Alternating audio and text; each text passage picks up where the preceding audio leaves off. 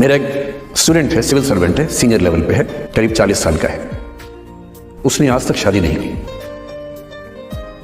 क्या उसकी शादी करने की इच्छा नहीं थी? पूरी इच्छा थी। उसने शादी क्यों नहीं की जानते हैं? जब वो 25-26 की उम्र में था, जब वो मेरा विद्यार्थी भी था, एक दिन मेरे पास आके बोला कि सर एक बात करना चाहता हूँ। मुझसे मेरे स्टूडेंट्स ऐसी बातें खूब करते हैं पर्सनली आके, अब तो मैं टाइम कम दे पाता हूँ, पहले तो ये सब होता रहता था क्लास के अलावा।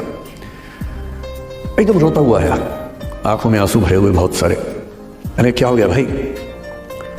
तो फिर उसने किसी का नाम बताया कि सर वो ही मेरी स्टूडेंट थी, कि सर उसके साथ रिलेशनशिप थी, उसने धोखा दिया है मुझे।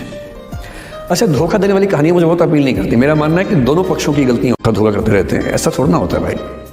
कुछ तो मजबूरियां रही होंगी, कोई यूं ही बेवफा नहीं होता, कुछ तो वजह होगी ना। आप थोड़ा उसकी वजह, उसका भी तो, उसकी कहानी भी तो सुनिए। और मैं जब जब दोनों कहानियां सुनता हूं मुझे लगता है कि मामला ग्रे है। आप किसी एक पे उंगली उठा ही नहीं सकते किसने ऐसा किया।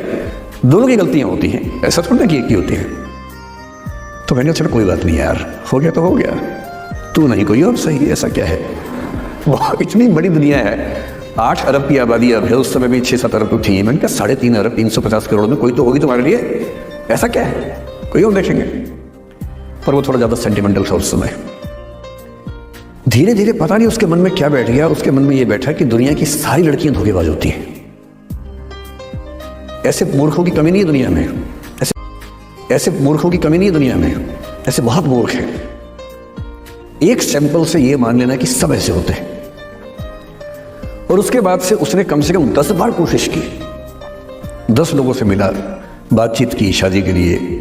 डेटिंग तो क्या करेगा 40 की उम्र में, लेकिन हाँ बातचीत करके देखा कि शायद रुचियां मिल जाए, स्वभाव मिल जाए, तो शादी के बारे में सोचें। हर बार 3-4-5 मीटिंग के बाद वापस हट जाता है।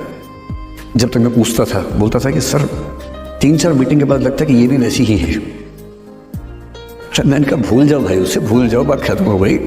उसके बच्चे घूम रहे हैं आजकल स्कूल में, अब तुम कम से कम शादी तो कर लो।